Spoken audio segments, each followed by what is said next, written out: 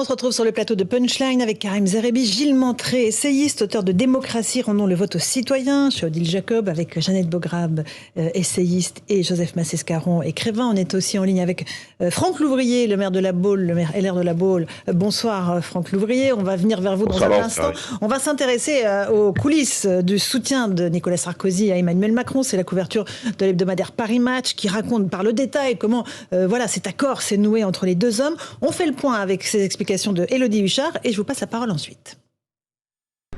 Le suspense aura duré plusieurs semaines. Désormais, c'est donc officiel. Nicolas Sarkozy soutient Emmanuel Macron. Il s'est confié à nos confrères de Paris Match. Mon choix sera Emmanuel Macron sans ambiguïté ni réserve. Je suis conforme à ce que j'ai toujours fait. Le Nini n'a jamais porté chance au mouvement gaulliste. Le Nini, c'est choisir Le Pen. Le Nini, c'est la disparition. Les deux présidents entretiennent de bonnes relations et se consultent régulièrement.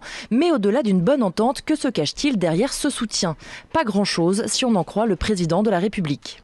Il n'y a pas d'accord avec qui que ce soit. Je me félicite du soutien de Nicolas Sarkozy, qui a été très clair et qui a marqué un soutien d'adhésion en se reconnaissant dans ce que je porte sur l'Europe, sur le travail. Je m'en félicite. Et pourtant, Nicolas Sarkozy entend bien peser sur le prochain quinquennat pour sauver son parti. Oui, j'y tiens, ma famille politique peut survivre, mais autrement. Comment? D'abord en tentant d'imposer des proches à Matignon ou dans les ministères. Ensuite, en participant à la création d'une coalition à l'Assemblée. L'ancien chef de l'État aimerait amener à Emmanuel Macron quelques dizaines de députés issus des rangs des Républicains. Un moyen pour Nicolas Sarkozy de continuer à peser sur la vie politique du pays et pour Emmanuel Macron d'avoir une majorité plus confortable. Mais alors que le président candidat cherche à capter l'électorat de Jean-Luc Mélenchon, ce soutien pourrait devenir encombrant. Merci pour ces explications, Élodie Huchard. Franck Louvrier, est-ce qu'il y a un accord ou pas entre les deux hommes? Le président Macron dit non, il n'y a pas d'accord. Non, il n'y a pas d'accord pour la simple et bonne raison. C'est que les résultats, on ne les connaissait pas avant dimanche soir. Et que vous imaginez bien qu'à l'issue de la catastrophe que nous avons pu subir dimanche soir, il était normal que l'ancien chef de l'État puisse prendre position face à la menace réelle que Marine Le Pen soit présidente de la République dans 15 jours. Donc voilà, donc c'est bien sûr, je dirais, une déduction de ce qui s'est passé et le résultat de ce qui s'est passé dimanche. Mais est-ce qu'il y a un projet politique derrière? Est-ce qu'il y a un mouvement politique commun? Est-ce que les LR, les députés LR vont devoir rejoindre la formation d'Emmanuel Macron? Comment ça va se traduire très concrètement dans les prochaines semaines si le président Macron est réélu?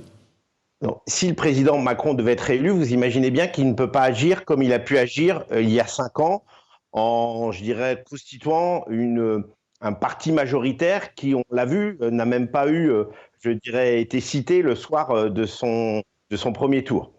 Je pense que surtout, et ça c'est une conviction personnelle, c'est qu'il va falloir aller vers des majorités de coalition pour permettre de faire passer les projets essentiels pour la France. Je pense notamment à la réforme des retraites. Vous savez, on peut regarder ce que font, par exemple, nos voisins allemands ou nos voisins même de l'Europe du Nord, où à un moment donné, lorsque chacun prend ses responsabilités pour permettre de faire passer des réformes difficiles, compliquées, vous imaginez bien qu'il faut mieux que les coalitions se déroulent dans l'hémicycle que dans la rue. Et je pense que, vu le contexte de la lecture du premier tour, où près de 70% des Français se sont partagés entre l'abstention et la radicalité, où 27 millions de personnes n'ont pas souhaité aller aux urnes ou se sont portées vers Jean-Luc Mélenchon ou Marine Le Pen, il faut tirer aussi des leçons de ces résultats. Je pense qu'il faut écouter quand même les Français qui se sont prononcés dimanche dernier. Vous restez avec nous, Franck Louvrier. Je voudrais juste avoir le sentiment de Jeannette Beaugrave. Il y a ce rapprochement entre les deux hommes et il y a aussi un rapprochement politique qui est à construire. Sous quels auspices? Qui en sera le leader? C'est ça les questions qui se posent aujourd'hui.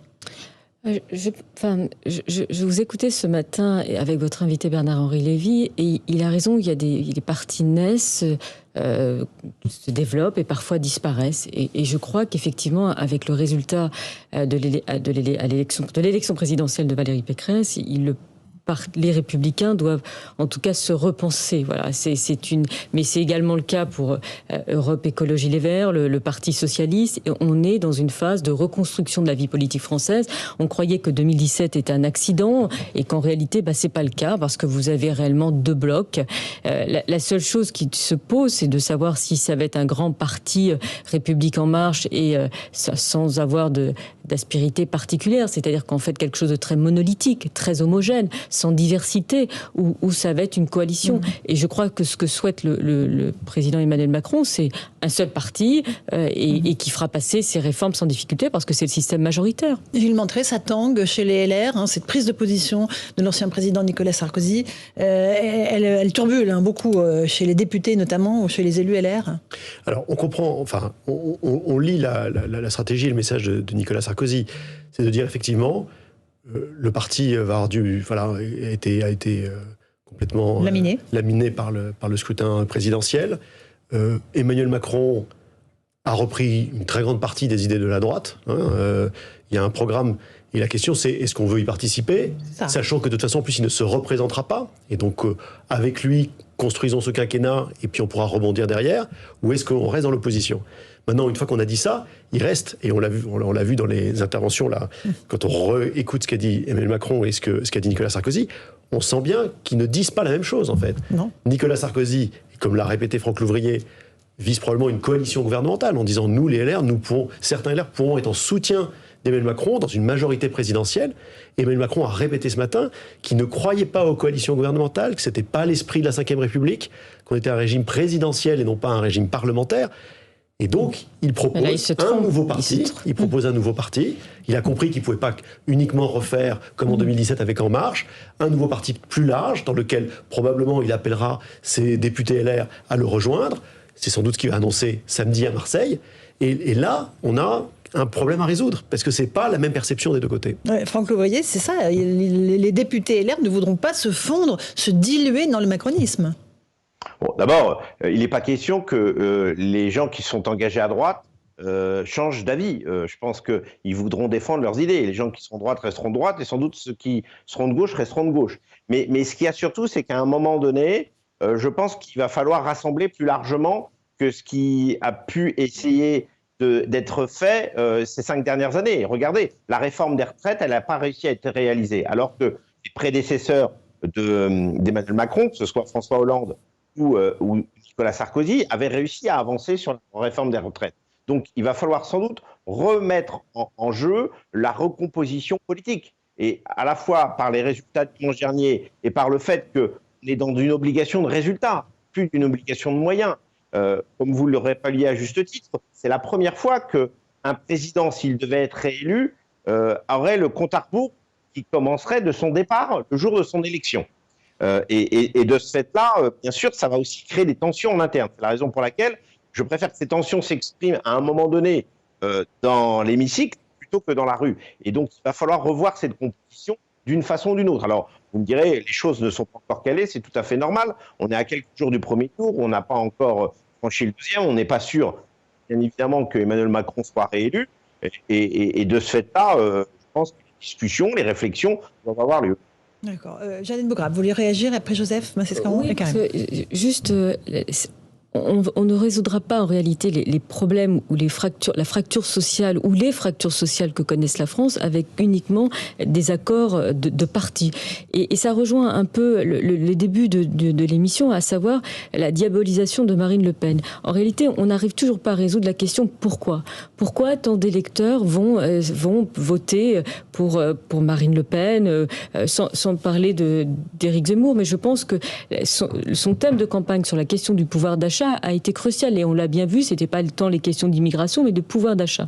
Et je pense que là on se trompe et qu'on aura on sera confronté à nouveau aux mêmes problématiques, à savoir des extrêmes très hautes. Joseph Massescaron sur Non, il y a ce des débat. éléments. Alors, il y a plusieurs choses. Il y a la première réaction que j'ai, c'est l'adéquation, évidemment, qui pourrait exister avec le centre droit. Est-ce que la politique d'Emmanuel Macron est une politique de centre droit ? Pour moi, non. Elle n'est pas de politique de centre droit. Ou alors, je ne sais plus ce que c'est que le centre droit. C'est-à-dire que c'est une politique, si j'avais à la définir, pour moi, Emmanuel Macron, c'est 10 ans après les Anglais, l'expérience du blairisme. C'est le blairisme où on prend à gauche, à droite, un peu à droite et tout. Mais sur les questions centrales, qui sont les questions économiques, qui sont les questions de la dette publique, bref, c'est pas une politique de droite, c'est pas une politique de centre droit, c'est totalement autre chose. Maintenant, ce que j'ai vu, ce qui m'a intéressé aussi, si on lit bien le premier communiqué de Nicolas Sarkozy, c'est le mot rassemblement. Donc il met bien, dans son idée, il y aurait bien quand même, en tout cas dans son communiqué, une marque ombrelle, si je puis dire, sous lequel viendraient se réfugier quand même un certain nombre de formations. Voilà, donc on va discuter maintenant de la marque ombrelle. Alors, cela dit, qu'est-ce que ça va entraîner ? Parce que ce débat que nous avons, ça entraîne aussi un débat de l'autre côté. Ça débat, évidemment, on l'a vu, une partie des LR ne peuvent pas accepter ça, parce que pour eux, la politique d'Emmanuel Macron, ils estiment que, c'est pas, je puis dire, leur tasse de thé.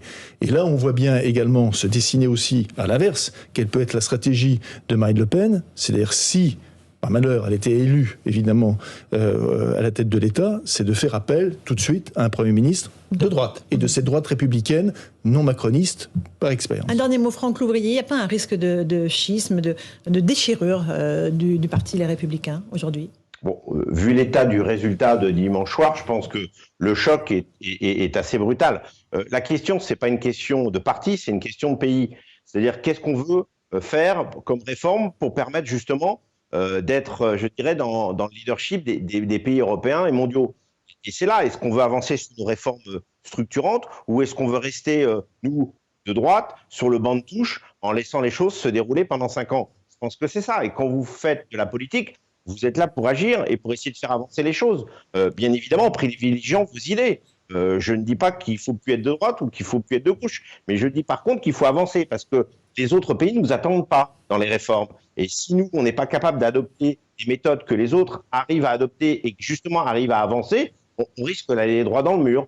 Et il ne faut pas se leurrer. Vous savez, l'histoire d'un pays, il n'est pas stabilisé dans les siècles et dans les années. Il peut changer, évoluer.